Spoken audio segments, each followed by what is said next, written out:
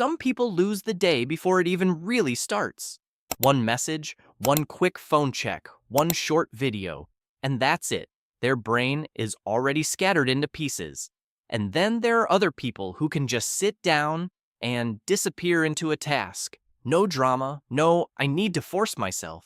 No weird little routine where you work for 5 minutes, then suddenly feel an urgent need to drink water, check the weather, read the news, rethink your life, and maybe question the entire universe. They just lock in, and the interesting part is, it's not always because they're stronger. A lot of the time, their brain just works a little differently. Because for most people, the real problem isn't laziness, it's that their attention has been trained to expect constant stimulation. When your brain gets used to quick rewards, quiet, focused work with no instant dopamine starts to feel almost painful. That's why so many people don't quit when something gets truly hard. They quit the moment it gets boring. And that brings us to something important: tolerance for boredom. In other words, the ability to not immediately run away when things stop being stimulating. People who can lock in usually don't panic at that point. To them, boredom isn't a sign to escape. It's just part of entering focus. And that changes everything. Because real concentration almost never starts with pleasure. It usually starts with friction. A few uncomfortable minutes, the urge to check something, that exact moment where most people open another tab just for a second. Another reason some people can lock in more easily is that they're better at handling delayed gratification.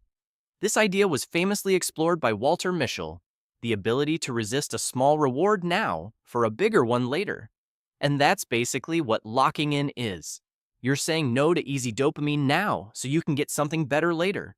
Progress, results, momentum, self-respect. Most people break in that gap. And it gets worse, because constant switching creates something called attentional residue, a term discussed by Sophie Leroy.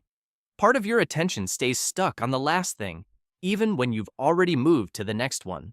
So after a few messages, a few tabs, and a few distractions, a person can still be sitting in front of the screen, looking busy, while their mind is nowhere fully present.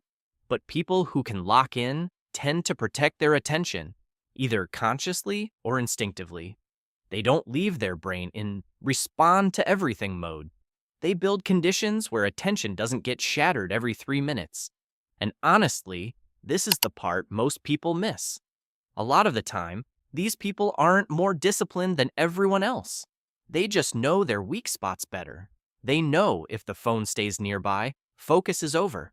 They know if the environment is noisy, their mind will keep jumping. They know if the day starts chaotically, it'll be much harder to settle into deep work.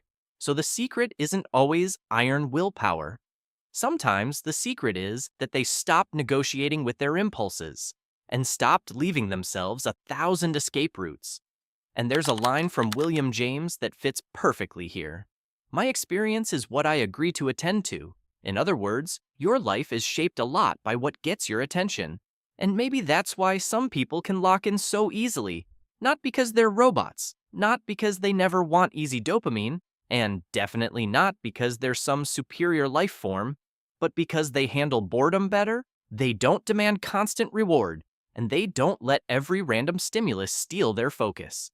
So let me know in the comments, are you the type who can actually lock in?